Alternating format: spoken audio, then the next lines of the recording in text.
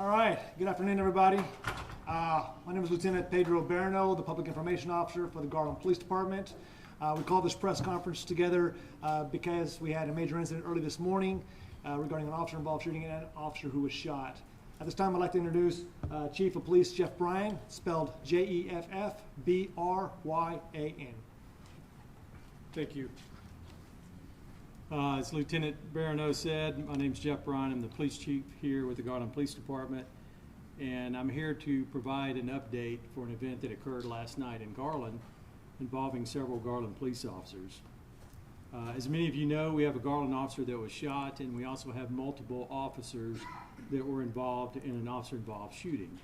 So I'm going to share the details of what occurred last night with the understanding that this is an ongoing investigation. And so this incident spans 3 separate crime scenes, so it's very complicated. But last night, just after midnight, or I say this morning, just after midnight, Garland PD officers were dispatched to the 100 block of West Wanda and report to a gunshot disturbance. Multiple witnesses reporting hearing gunshots in the area.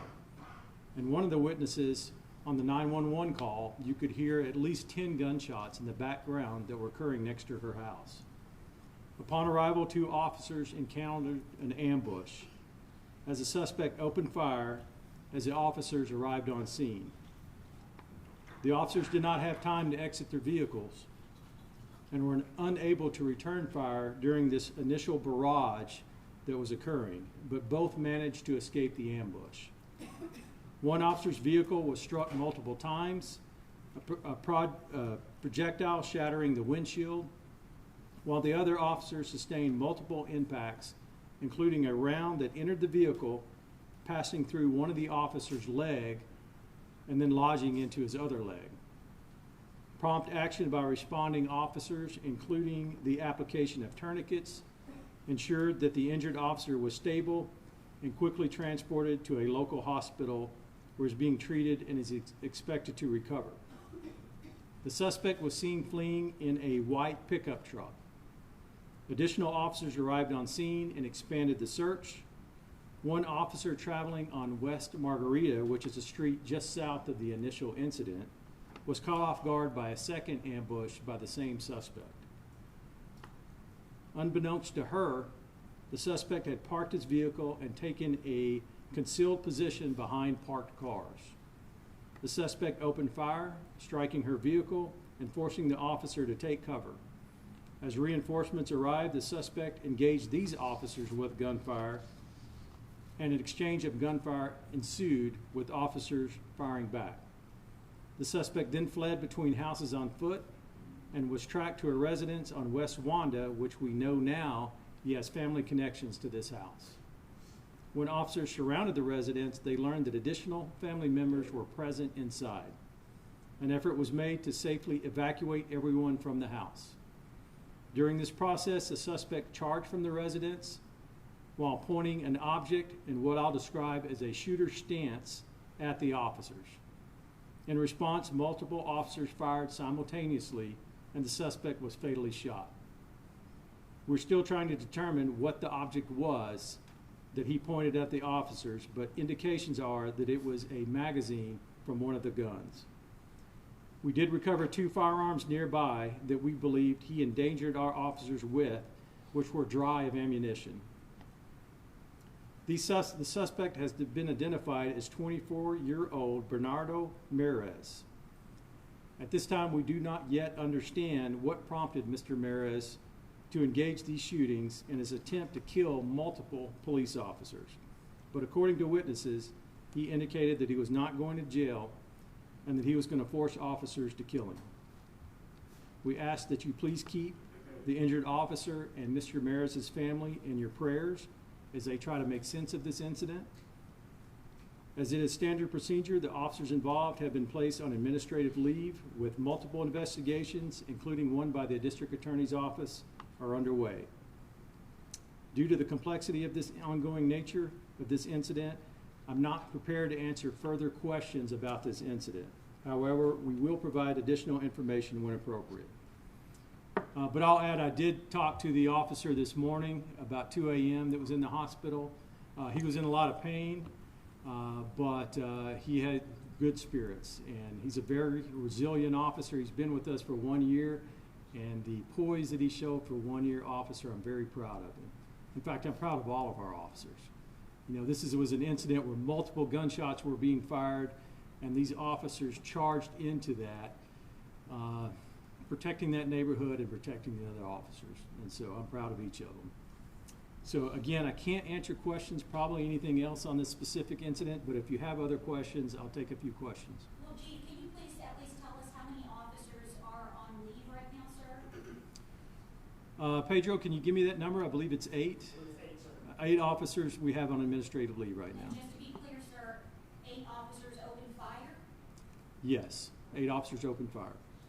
And again, I'm sorry, but 8 officers opened fire throughout the entire incident. This entire incident lasted for about a 2-hour period. From the initial call until the conclusion of the incident was about 2 hours. And again, that's three different scenes that occurred. Can we have the spelling of the last name from the suspect? M-A-R-E-S. Nearest. And Chief, can you tell us anything about the initial call that prompted those shots that were being called about? Is there any information on that? Yeah, the initial call was a gunshot disturbance. And again, this is a call that officers respond to routinely.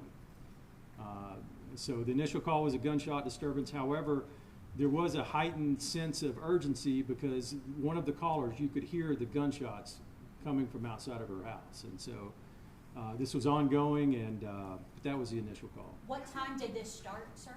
It started just after midnight, 12:03, 12:04, something like This that. is very important, sir. In the neighborhood, neighbors said that the family had been grilling, just like like a lot of folks do on Sundays, and that everything started kind of going crazy a little around 8, with fired shots at around 10:30. Is there any truth to that? Because I'm just then wondering, did no one call 911 until midnight? I'd love to answer, but I don't know. It's one of those details I don't know. Yes, sir. So did we receive calls earlier that night? I don't know that, Okay. but we can research that. Are you familiar with the suspect already? Have you guys had previous dealings with him before? We are not intimately familiar with him. We've had dealings way in the past, like 10 years ago, but to indicate he's on our radar for anything, no. Any And- information about how many people were inside the house with him? I don't know the answer to that. I know there were multiple people, but I don't know how many. Sorry. Was he acting alone? He was the only suspect that you guys were looking for? He is the only suspect we're looking for. Chief, Yes. I cannot imagine getting this kind of call and to know that it was a 2-hour kind of attack. Can you just give us a little bit of heart when it comes to, I can't even imagine for you guys. Yeah, this is a call you get at 2 o'clock in the morning. You don't want to get, but this is one of the dangers these officers face, and again, they face it every day. When is that routine call going to turn into something like this? And now our job is to deal with the aftermath, not just the investigation, but the officers that were involved. We have to make sure that they are mentally and physically healthy moving forward. So. Also, is there a little bit more emotion to this, being that you just lost one of your former officers, Cooper Dawson, last year, and then a Dallas police officer, Derek Bergson, shot in his own squad car, and unfortunately that resulted in his death. I mean, there must be a lot of emotion surrounding that. Yeah, I'm trying not to show emotions, but yeah, They're tough.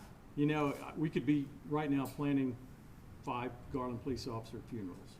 We had 5 squad cars that were hit, and so this could have went completely different. And we're still dealing with Cooper Dawson and his loss. He was very close to us, very close to the officers here. So, you know, we work through these incidents.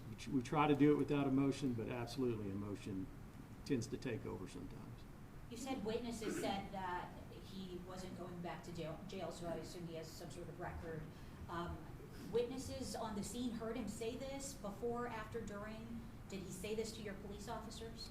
We have a witness that told us this is what he said before the final shooting occurred. You mentioned that your injured officer has been with Garland PD for 1 year. Was he with a different police department prior? How long has he been in law enforcement? He or is was- he just a 1 year fresh out of being a rookie? He was a jailer in New York, so he worked for the detention center in New York. Now understand, detention officers in New York are sworn detention officers. So he was not a police officer, but he was a detention officer. And we've actually had several New York detention officers come to our department, and all of them are fantastic. So, but he's been a police officer on the streets for 1 year, a little over 1 year. Talking about the tourniquet, thank God your officers have had it on hand, and it reminds me of the Greenville shooting where the officer put his own tourniquet on. Can you speak to your officers running to the aid of their injured? Yeah, and you know, at some point it'd probably be worth a story to talk about all the tourniquets we've used as law enforcement officers, because initially we got them to use on ourselves, but we use them on others. But the tourniquet is a vital tool. It's something we apply on any limb immediately to slow the bleeding. Cooper Dawson, of course, you know, we trained him here on use of tourniquet, and he applied his own tourniquet. But yeah, it's definitely a life-saving device that we use. I don't want to say all the time, but it has been used frequently. Yeah.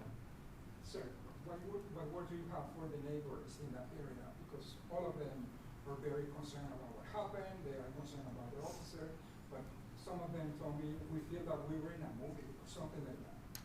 Yeah, we felt like we were in a movie too. I mean, it was one of those surreal incidents that lasted several hours, and as many gunshots that were fired, I'm sure that the neighbors are concerned. And so I'm hoping that we were also streaming on Facebook, I'm hoping they can see this and understand that at least this incident is over. And now maybe we can help rebuild some of the relationships and some of the community groups that are in that neighborhood. We do have a crime watch group in that neighborhood. So again, hopefully we can start to rebuild on that. Do you have a ballpark of how many shots were fired? While we were standing out there, even from our distance behind the crime scene tape, we saw at least 98 evidence markers. Do you have any range of how many shots were fired? I don't, but I can give you a guess that it's going to be over 100 shots. From the suspect or From together? both. I mean, if you were to think of both, I know the suspect fired a lot of shots before we even got to the scene. And then I couldn't tell you how many shots he fired. I've watched some of the body-worn camera videos, and you can hear the shots being fired at the officers, but I couldn't give you a guess. Altogether, I would say over 100 shots. And I was going to ask, did all of your officers that were involved in this, including the injured officer, have their body-worn cameras rolling? You've probably seen some of the video, like you said.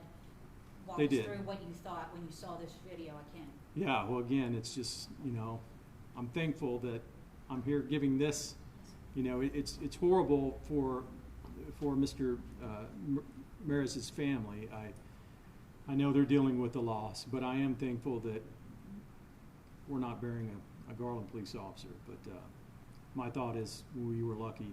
And you can also see in the videos the officers using the training and tactics that we taught them, including the use of the tourniquet, that I think made a difference.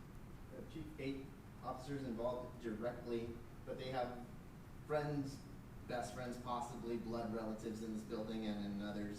How does the rest of the department just carry on? Well, our support system now wraps around those 8 officers, and getting them through not just the next few weeks, but the next few years, to making sure that you know, they can get past this, or at least learn to cope with things like this. Because once an officer is involved in an officer-involved shooting, it's something they've got to cope with for the rest of their lives. And so that's a big part of what we do here, is making sure they're supported there. But we also understand we've got a job to do. And so tonight, you know, we're going back to work, and we'll be back on the streets answering similar calls. But hopefully the officers understand that the support system is there for them, and this job, which, you know, it's a very difficult job, but it is also a worthwhile job. I've been doing this job for 30 years. I don't regret 1 minute of it, and but it is sometimes a toll you got to carry. In those 30 years, what would you say the trend in gun violence is? Trend in gun violence, I mean, we've always had gun violence. Is it trending up or down? Our crime actually in the city of Garland is down this year. It's down in both violent crime and property crimes. But you see this, you know, I've been doing this long enough. I've seen the roller coaster up and down. But right now our crime is trending down in the city of Garland. When will the body camera videos be released Well, this is something we got to work with the district attorney's office. So we'll put the case together, we'll turn this over to the district attorney's office, and then we'll use their direction from there. Why do you guys not bring in the Texas Rangers? We investigate our own officer-involved shootings. Again, we do this in coordination with the DA's public integrity investigation. I'll take one more question. Any injuries of any other kind other than the shot officer? I think we have an officer that hurt her ankle, but nothing significant. The officer that received the gunshot wound, that's our most significant injury. All right, thank you guys for the time. Thank you. Thanks, Chief. All right, we want to thank you guys for coming and just sharing the information that the chief gave regarding this incident.